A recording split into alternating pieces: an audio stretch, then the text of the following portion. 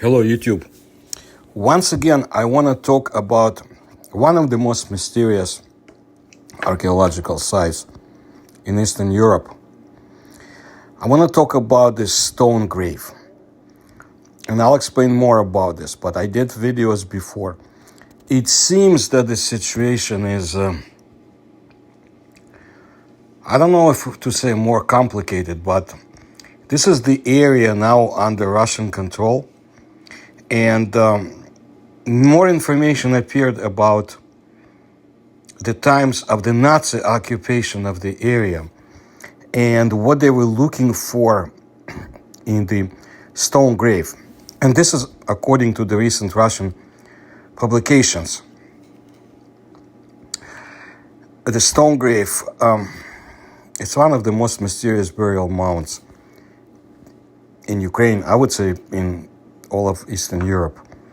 And the Nazis, apparently, they were interested, of course, in the occult and mysticism. This was integral part of the ideology of the German National Socialism. The stone grave had Germans as part of its history in a way through the centuries, and I'll explain more. But it's the Nazi interest in the area that I'll talk about it today, again, using the Russian sources I recently discovered. The Ussr Institute Ancestral Heritage translation was responsible for esoteric research, and they were interested to find out what the mysteries of ancient civilizations were in order to gain power and, if possible, develop weapons of terrifying, destructive power. So they were interested in the Sumerians because they believed that they communicate with the deities. And this was one of the primary interests for them, according to the Russians. Again, this is because the legend said that the Sumerians communicated with the Anunnaki, the deities who descended from heaven and bestowed knowledge and latest technology on the Sumerians. Now, I talked about different expeditions undertaken by this lurid Nazi organization and the territory of the Ussr, and I'll speak more about it in the future. But now we're speaking about Ukraine, or actually part of the Soviet Union, which was occupied by Nazi Germany in the war. So the Nazis were very much interested. They considered Sumerians to be Aryans, and that increased their interest. So this unearned legacy of the ancestors attracted the best German experts in ancient Sumer of the time. And apparently they were greeted with open arms by Hermann Werth, the head of the Unearned and a member of the SS. So these experts accepted Werth's offer of cooperation, developing an entire program of scientific research. Nazis' area of interest definitely included the stone grave, this mysterious site in Ukraine that beckons with its mysteries. And definitely I'll tell you more about it. And you can see my previous videos too. I think you will find it very interesting area. See, the stone grave, it's a stone mound with grottos and caves. And there are also some sculptural structures in the open area, obviously artificial in nature. The Nazi Germans believed that the stone grave contained remnants of Sumerian culture, which increased its importance to the Unearned. Mesopotamia, the place where Sumer was located in ancient times, was inaccessible to them because Iraq was under the regime controlled by the British, which declared war on Germany. Iran was occupied by Great Britain and the USSR at the time. But the war did not interfere with the excavations. When the Wehrmacht occupied Soviet Ukraine, the Unearned Institute organized a serious scientific expedition near Melitopol to the stone grave. The research took place in 1942-1943. The Germans, Nazi Germans, were not mistaken in the information that was given to them by Sumerologists. Proto-Sumerian artifacts were found there, including several dozen stone tablets with inscriptions. It is believed that the Nazis managed to decipher the inscriptions, but the decryption was never published. Hermann Wirth promised to shed the light of the essence of the stone grave research at the turn of the 1970s, 1980s, after which the manuscript of his book was stolen under strange circumstances. Post-war research by Soviet historians and archaeologists has provided a lot of food for thought about the history of nations. In particular, it has been established that at the end of the 4th millennium BC, it became the time of the exodus of the Sumerians from the lower Dnieper river region to Mesopotamia, according to this statement. The stone grave itself is much older than the date indicated. However, it is still unknown what secrets the Nazis learned from the Ahnenerbe and what they took to Germany.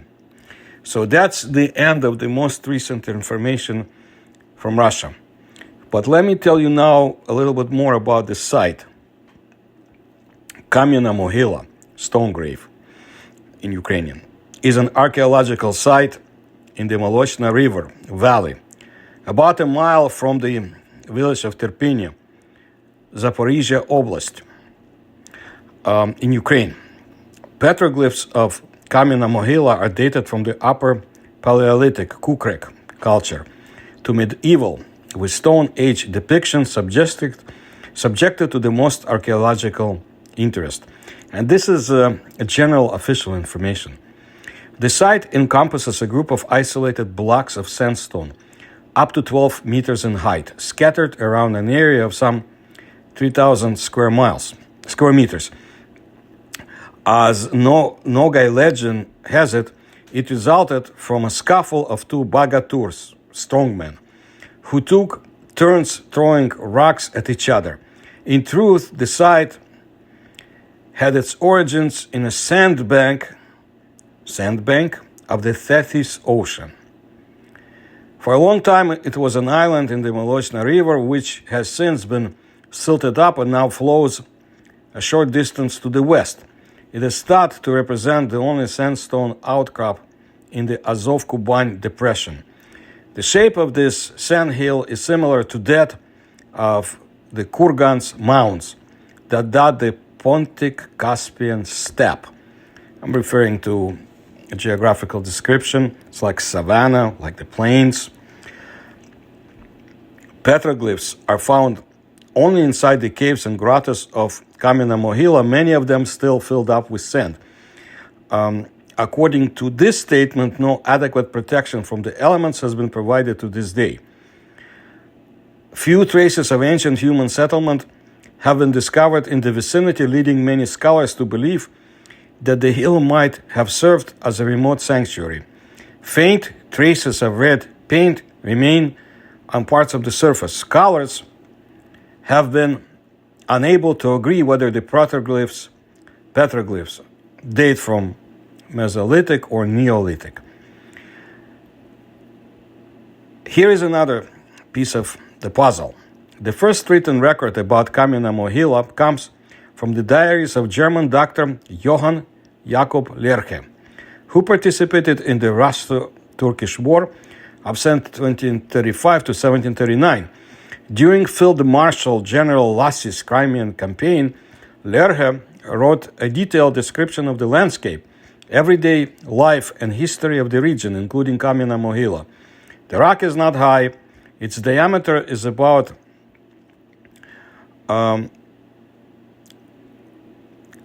half verst, 533 meters, all covered with cracks and composed of clear and very loose yellow sandstone. The cracks are about an L in length and filled with yellow sand. Numerous cracks and holes are inhabited by eagles. The rock might be climbed up from any direction. For the whole campaign, we did not have such a comfortable camp. The first researcher to mention the stone grave was Veselovsky. In 1889, while digging a burial mound near the stone grave, the archaeologists went to the village of Terpenia to check the rumors.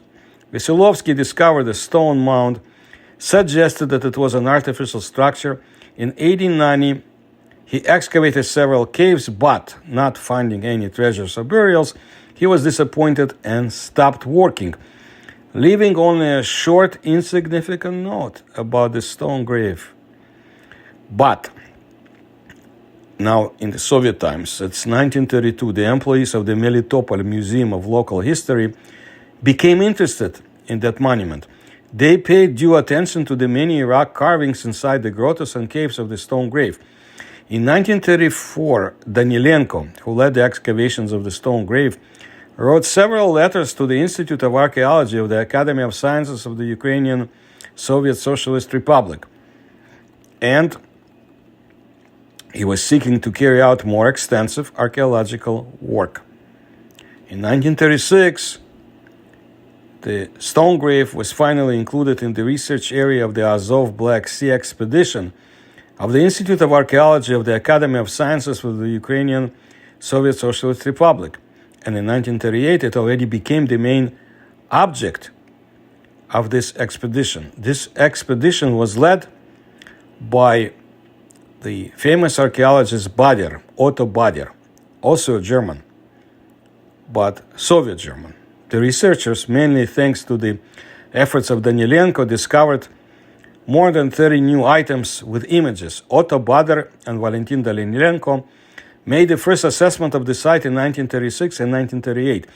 They excavated quite a big area of the settlement and started searching for the rock art panels on the hill. Presumably, they rediscovered the cave described by Veselovsky and published the petroglyph of 4 bulls and numerous cup marks around them. Besides, they located and recovered 43 new locations with petroglyphs.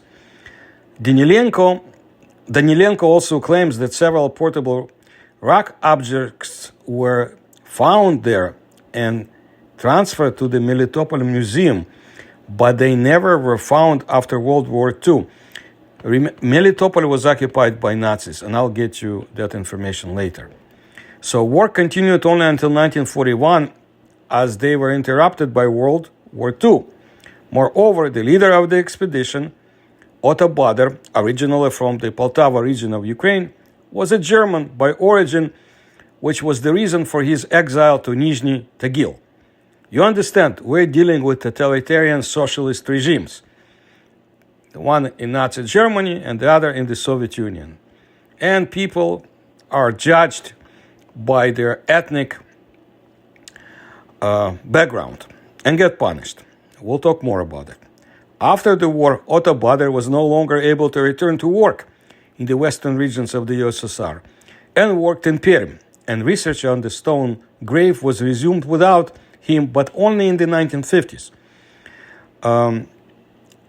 Danilenko was joined by Mikhailov and Rudinsky, who opened 13 more points with images. In the early 1950s, there were plans to create the South Ukrainian or Northern Crimean reservoir on the territory of the Zaporozhye region, which would flood the stone grave, but the researchers managed to achieve the status of a reserve for it.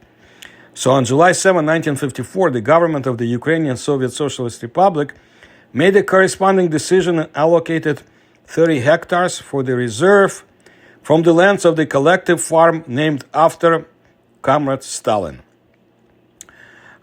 This was headed by Mikhailov. In the early 1970s, Danilenko discovered 2 more interesting grottos, and in the late 1980s, several more grottos were discovered by Mikhailov. Since the 1940s, a discussion has not subsided among researchers about the dating of the images of the monument.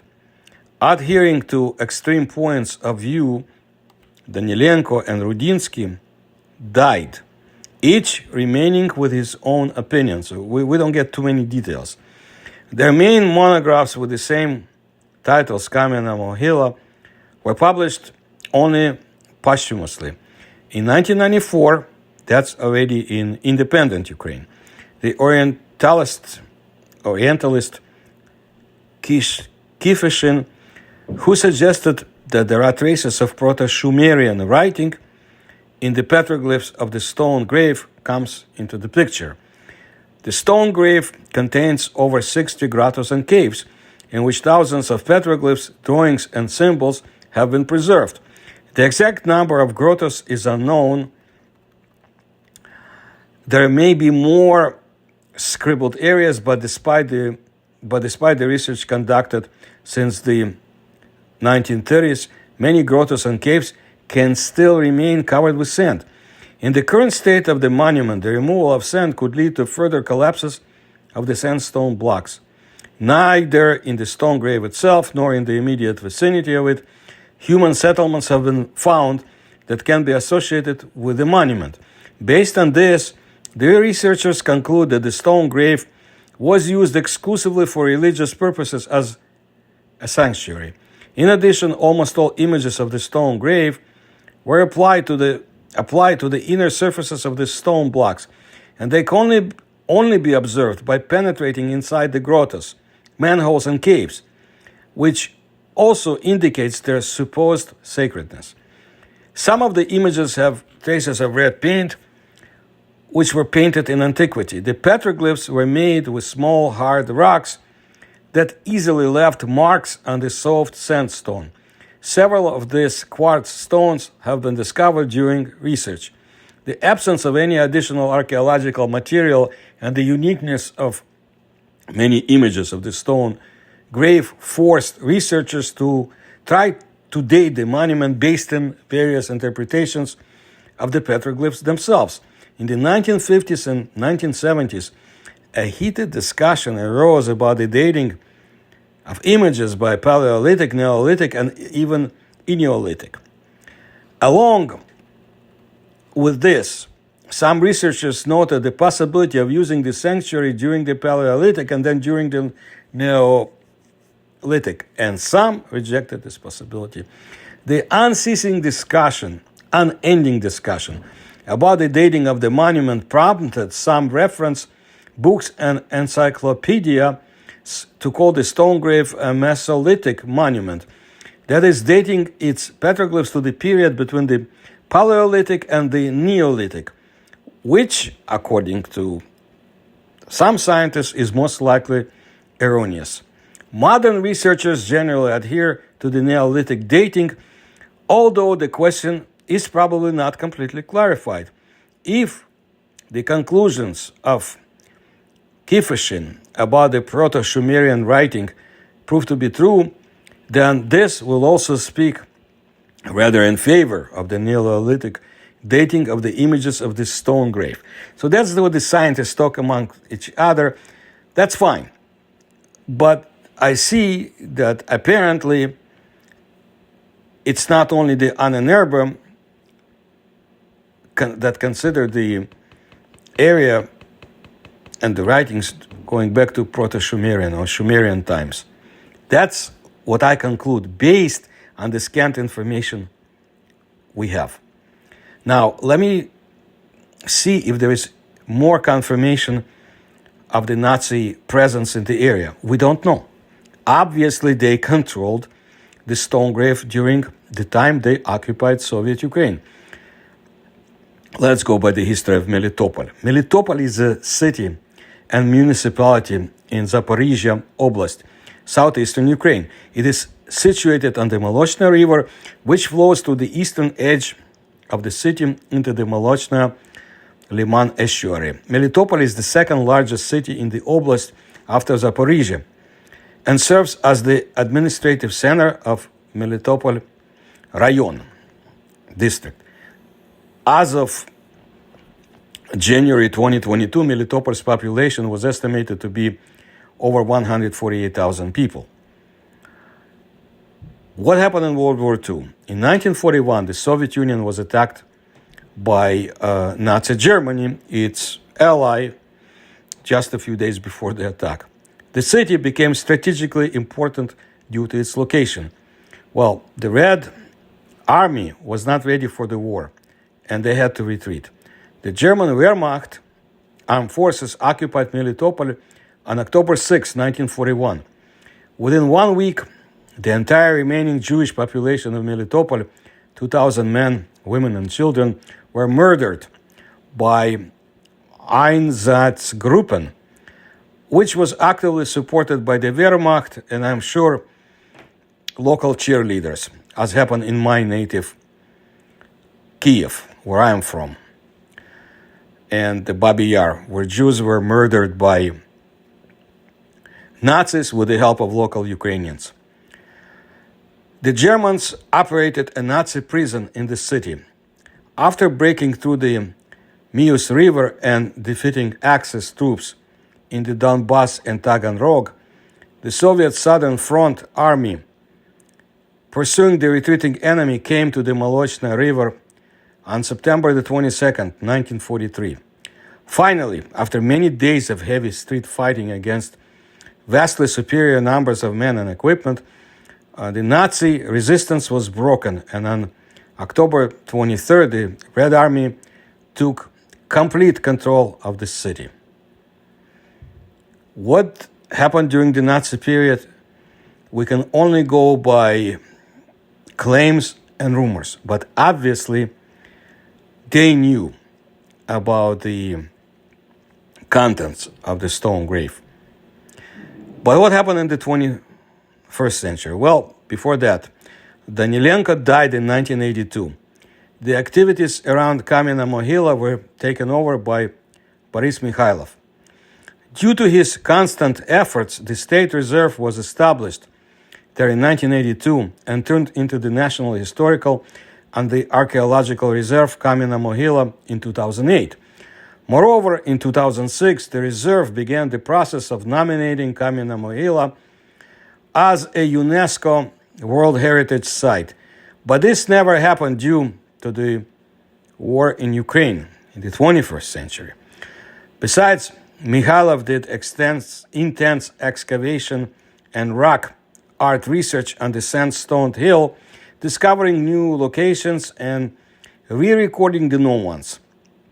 He systematically described 65 rock art locations on the hill and excavated approximately 225 portable rock art specimens at the site.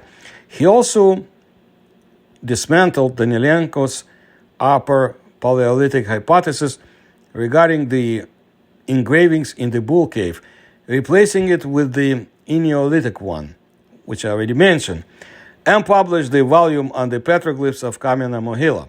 To this day, this is the most complete description of the site in Ukrainian.